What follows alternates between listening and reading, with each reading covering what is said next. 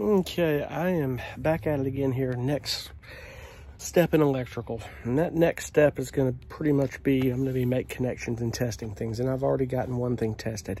And I will turn this thing around and I'll show you exactly how I'm doing that. Okay, this is my MTI gas detector. You'll see these in RVs. Winnebago puts them in there, and these are, I suggest anybody that's doing van life get one of these. Get one of these in addition to your carbon monoxide and smoke, and I'll tell you why. They detects other gases as well and other things. They're very sensitive, but that's okay. They don't even use but a 1/10 of an amp. They use no power and 12 volt. And I'm going to plug it to take a little 5 volt fuse, a 5 amp fuse, my apologies, my terminology. I see I've got it stuck to it there with tape, so it's marked in the screws so I don't lose them. And go with it. So what I did was I used my Jackery. Again, no matter how you set your power up, you always need portable power. That's a 240 and I love it. Their 500 is cool, and I've seen some of these YouTubers sell them, and I'm like, don't. They gave you that, I'd keep it. Don't be a fool. Jackery is a great product. Jackery, Apex, and Yeti are about the top 3 best generators out there. I mean, Apex is amazing. The Energy Apex and the Jackery stuff. I mean, I have an Energy Apex myself, and the Jackery, I love them. So anyway, the Jackery, so cool. So as you can see, I've got my USB, and I've got some alligator clips from there, and I've got one to ground on my panel, and I've got another connection right here. And sorry about the noise in the background, guys.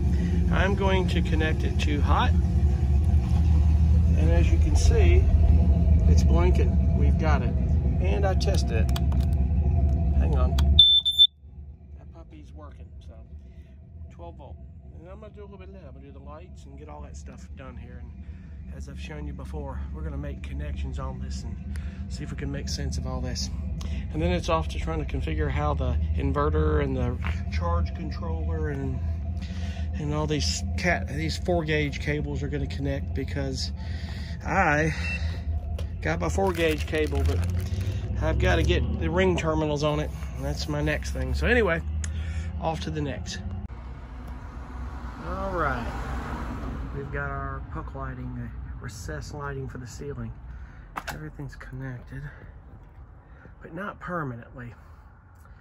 I'll have to untwist them, and then we'll get the wires up to the roof, and then we'll be able to make connections in that realm. But just trying to make sure everything is kosher. We've got lights. We shall see. Well, folks, we got lights. They work very well, I might add. Now I just got to make sure the switch works, and we'll do that. You can see that inverter is fat compared to that Jackery, so it's probably going to go in the cabinet somewhere over in here. Now right now I am sizing out my cables coming from my battery to that Renogy, and it looks it's going to be around 15 feet, something like that. So we'll see how that goes. All right, so one thing I want to touch on real quick is these 4-gauge cables. A lot of these terminals, you can buy them with the ends, but it is cheaper to buy that stuff by the roll. I think I got like 25 feet for red and 25 feet for black. It's like 60 bucks for the two. And all but about 6 feet is going to cover my battery isolation there, and then there was a little section I made right here. But when you're making these ends, just get you some heat shrink tubing. Not as wide as what I got. It's not quite as tight, but it works fine. But just don't buy these expensive tools to hammer this down. You can take a screwdriver and a hammer and just lay it on some concrete and just lightly tap. That's all you got to do until it tightens it up completely and this thing doesn't move. And you'll get that thing terminated very well. Mine doesn't look like it's perfect, but that's not going to be that way. I'm going to take some heat shrink tubing and a heat gun and do it right up. And we're getting our ground cables. And this goes down to 4.5. Go ahead. You hold it right there? Yep. Okay. Look at this floor. It looks so good. Man, I tell you, you would think it was inside my house or a house. This is so cool. This is how you do it, folks, right here. We got one more cut and we're done with it. We'll put excuse me, we'll put our border pieces in here and this will work. That'll work. Right there is our last cut. And the floor is done. That floor is gorgeous. We have a really cool floor, folks. It's called a Tybee Island Oak vinyl plank. Looking good.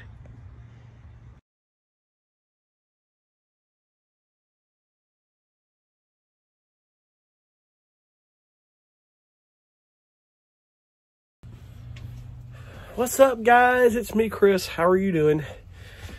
And I am doing well, as John Fulford would say. Thank you for asking.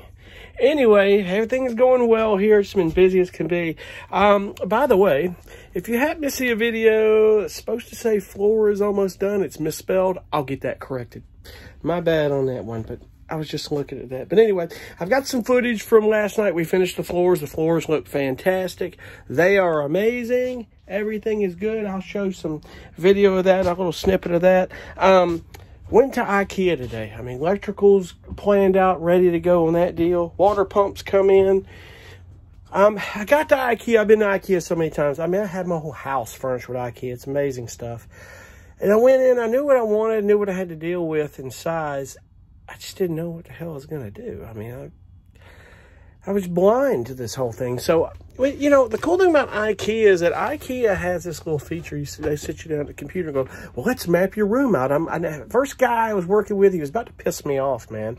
I walk up and he was just acting hassled. I asked him questions. He was just like he was getting short with me. And I was like, you know, I don't know what the hell's wrong with this guy, but I'm going to have to find somebody else because he is pissing me off. I'm not going to get anything accomplished with this guy, man, getting real short with me. So I have patience, but sometimes I don't have patience with people that really don't want to help you and have just no care. I don't know. Maybe I just did not fit his narrative or something. I really don't know what it was. I mean, I don't care. I mean, I don't let people like that get to me or ruin my day. So that's a no-no. Ain't nobody going to ruin my day. But anyway, we sat me down his computer and I said, listen, this is, you know, I'm turning a van into an RV. I've got 5 feet of length only to deal with on a wall. 5 feet long, and I can only go 6 feet high.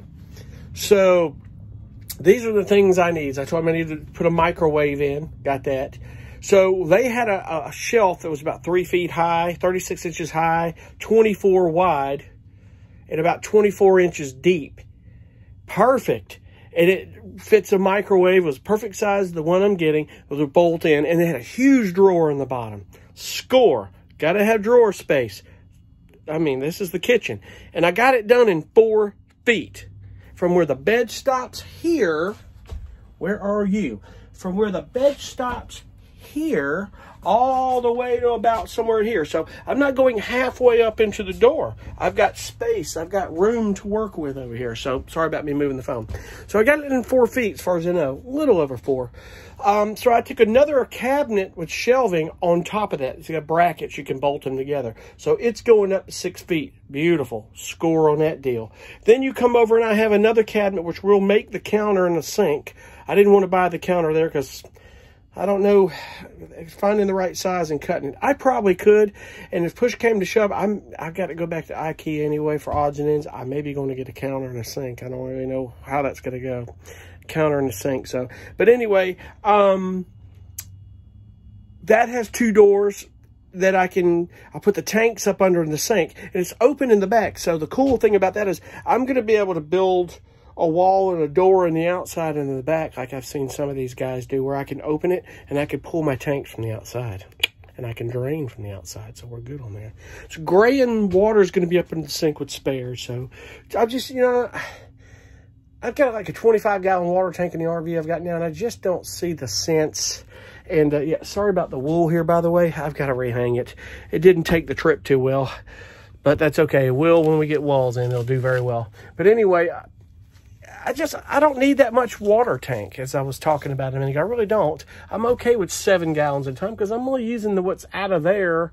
I'm only using it to wash my hands and do odds and ends with a wash and a dish or two from time to time. So that's all you need. Listen, you can't, I've said it once before, I'll say it again. You cannot expect household amenities in these vans. I've seen people try to put residential sinks and big old countertops, and I'm like, you can't do that. You gotta conserve space. You're gonna have, it's conversion of space. So in the grand scheme of it, I've got my desk going here is about 36 inches, and I figured that out, the desk. I got some cool desk legs from IKEA that are adjustable, and I just got the top from Lowe's, and in fact, that's it right there.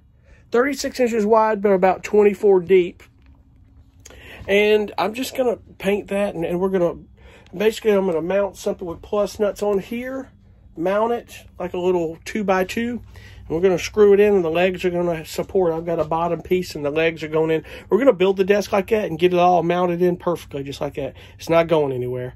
I think that would be ideal for the most part. And then the cabinets. I mean, I've got this stuff we're going to have to set up. I'm probably going to in the back of the cabinets because they're open. Is I'm going to have to take some 1x2s strips, screw them to the back of the cabinet so we can plus nut them into the back. And then we'll get everything cushioned. I've got that, I've got this beautiful stuff here I used, and it's called Camper Seal. This stuff here is bad to the bone. You put this between metal, pieces of metal, or behind walls, and this stuff right here will keep everything from squeaking and being noisy. It'll do the trick. In fact, I've got some of the bed rail on here, as you can see, and I put some of it back here. Never heard it squeak once. Now, mind you, I didn't have the rest of the frame on it, but this floor and everything, when we were going down the road noise, you didn't hear anything hardly at all. It was so quiet back here. It blew my dad's mind. He rode with me and was like, I don't hear any road noise back. I said, yeah. It's pretty cool how that works. So anyway, my agenda tomorrow, I got a few things I got to do. I got some music to get done here in the middle of all this as well. I got to work on the desk, and I've got to figure out, maybe I'm going to try the more string again, try to get more of this insulation up so we don't have to worry about stuffing while we put it on the wall. But just getting all this done, because he and I are going to do the ceilings and the vent fan Friday. We'll get that done. The vent fan's going in Friday, and the ceiling. It's going to be a little tricky back here around the vent fan. The rest of it's going in just fine. I'll have to get these lights down, and then we'll have to take, as we do the holes for the lighting, we'll have to just drop the wire down in the hole and then clip the wire ties, and then that's where I'll get everything twisted and terminated as we're doing the ceiling too. So we're going to be kind of doing 2 or 3. I'm going to be getting insulation stuffed, electrical terminated, twisted, and lighting put in, or at least just getting it to where it's coming through, and then the ceiling panels, and then we'll terminate the lighting. I just need to get everything through and where it needs to be. It's all kind of a new experience to me, but I can get it all done. He and I are going to have some tricky points. I mean, so many people are building walls in these ProMasters, but God, how are they cutting these angles? It's just, you know, we had a couple of tricky spots with the flooring, but man, we did an amazing job on this. I got to give the props to Clancy, man. That guy is amazing. He's such a great talent when it comes to woodworking and floor and stuff. He's good. He was a great help to me on this. I mean, I say we. I think I was just second engineer in that deal. So, but I learned a lot from it. I really did. And it'd be a collaborative effort on the walls, but he's good with these cuts. It's just, I'm trying to help him understand what I'm wanting to do and understand what he's saying, but it's, until we start doing it, I don't know where to go with it, but we'll get it. But anyway, I'm out. I'll attach some footage to this. You may see at the, after this or beginning of this video here, but I'll put it all together and you'll see it. I still have to upload this video. So anyway, be cool, stay posted. Thanks for watching, and there's more to come.